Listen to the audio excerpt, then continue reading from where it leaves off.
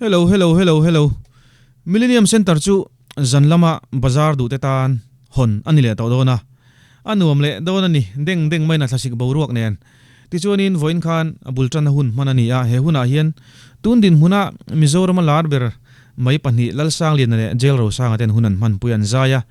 Mi puyan kau khom nem khop mai tin mi pui changan ni lova. Tundin huna YouTuber active ber te chu apot lu de uvek mo katia paengan na life a tin puvanal pingan na life boka David Ralte real life in a life boka RC hi a life im ka thachi lova chung jinga chonin paenga video hi a fi de uber mengem o katia chuwang chonin tun tuma hianin kan en honga kan react ho don ni a full link kan react don lova link te description na karon dangai lova click ve don nia a full video kan lutang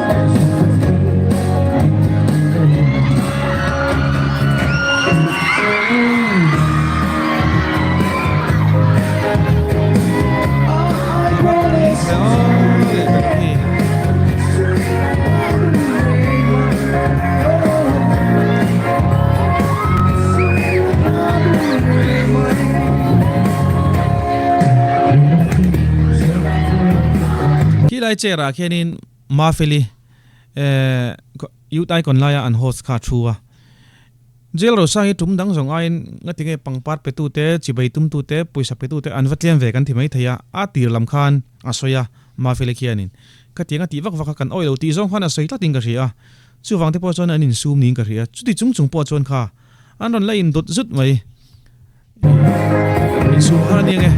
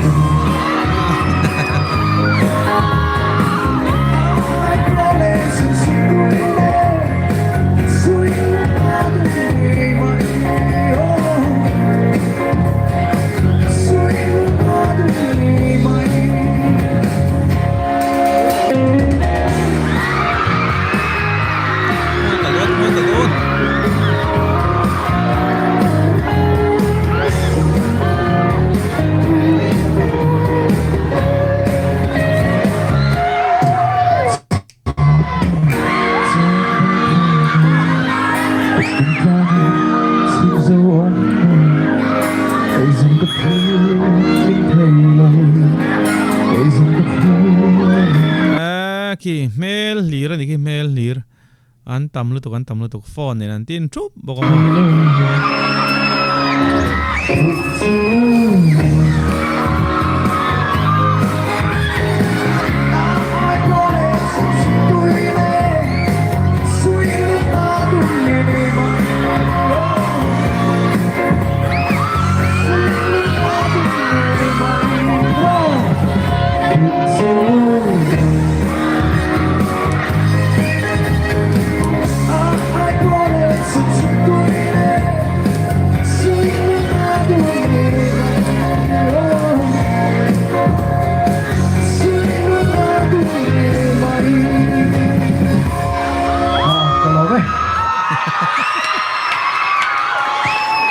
tiêu lên nhỉ? Anh không lâu chân tì. Ôi, hai cái tì không đi lâu chân program hi tì tổ thể anh ấy vàng yên. Chân phải thôi này cần đó program chú vàng chắc soundbox cái cần mùi em. Khai à khai là đi chuột cái bộ khai nào bằng bên người ta nó chọn lúc tục đồn là vâng lâu này lúc tục lâu đó. Chuột kan YouTube bài thế khai khai anh luôn thì chốt cả lâu nét boy lúc tục lâu bông cô là chuột. Sẽ chẳng nhận nào bằng thế mà là mà nhận anh mà. Kan YouTube barte angai poi mo a ma feli a fel ka tia pa enga na life ka seng han pa enga na life a puwanal pi na life poka David Ralte RC hi ka shelo ka ti kha an ngai poi mo khop mai ani ho kha ma ti lo try em nor na lo la o in nor na kha nan tu pop pop ai la yan chuan chan in di mangu anuam kan ti zel thi na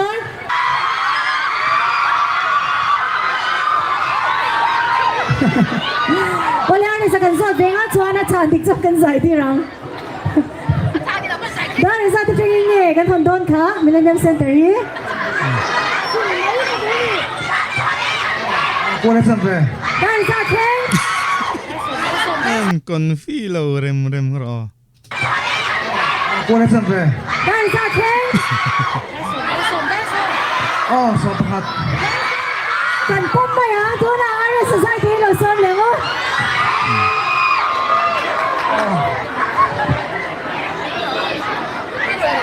Ilan sa kanila? kong te ni Ako, tuli sa o. Hindi. Tuli o. Kulami na ito. ki mel lir ni mel lir mo an tam lu tuk Hello.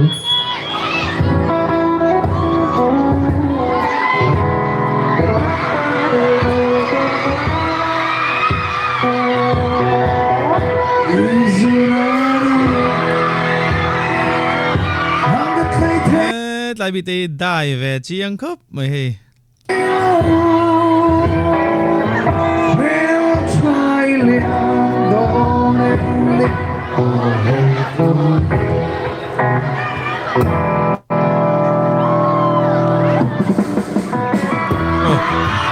signature dance move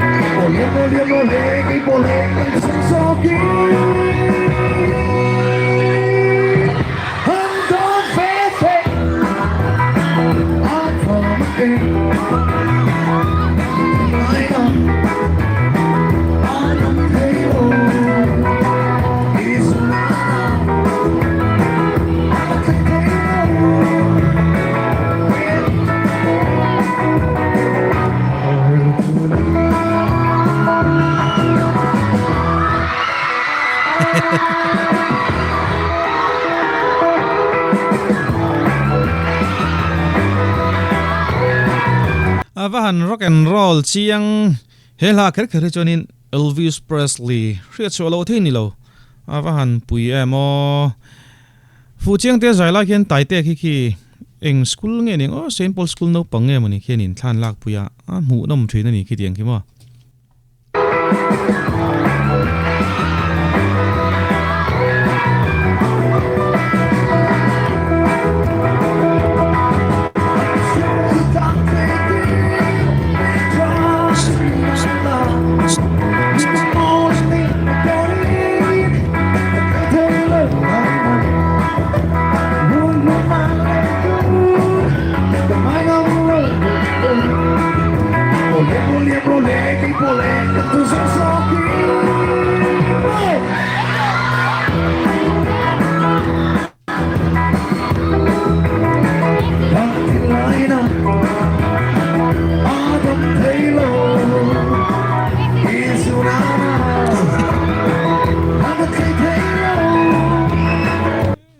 jail ro sang ana enge akekora khai ki pingu niom takani apa hansia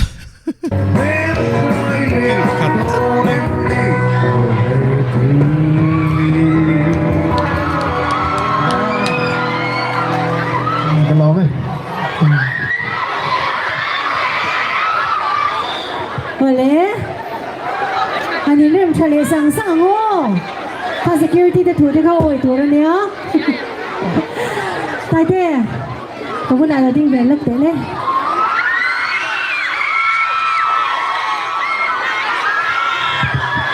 Zo na har kêu kan zo tang. Với những hiện ra nghe. Chán giàn đồ hôm nay hiện ra thế này kan kal pui don.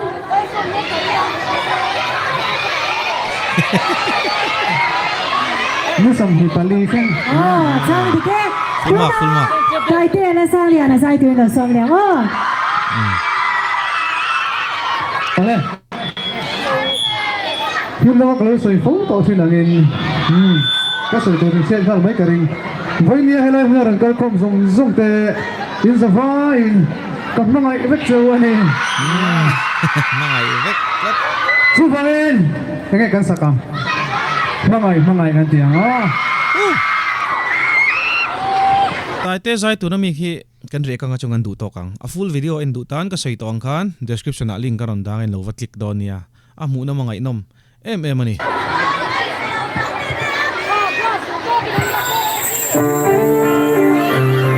ai me nia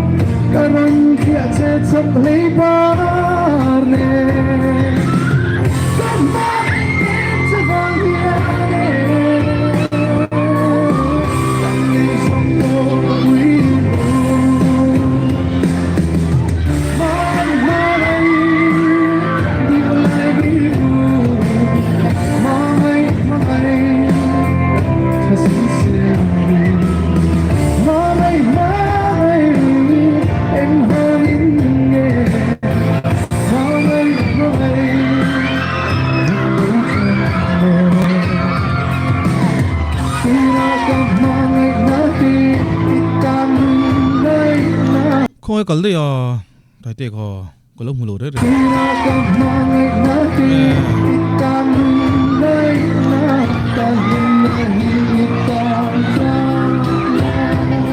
còn sáng ấy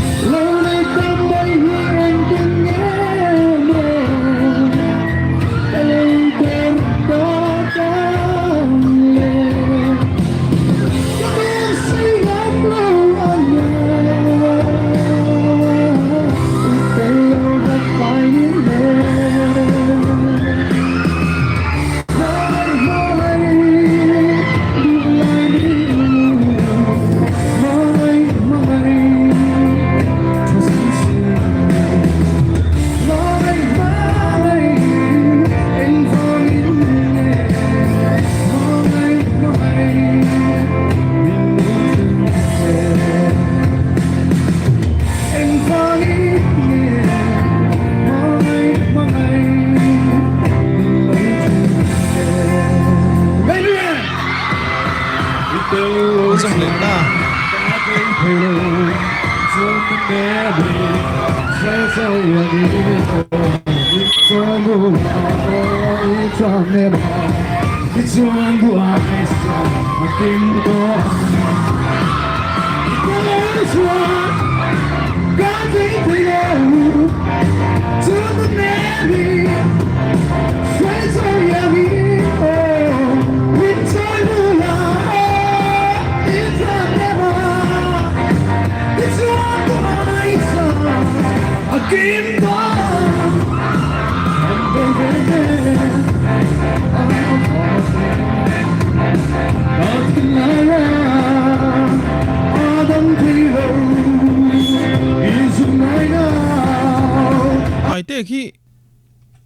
sak ma sak zo le tu mi pokhi ata chei to khop in ka ria ai me to ka ti ama ta tak tak in ron siam thim ka ina ni chu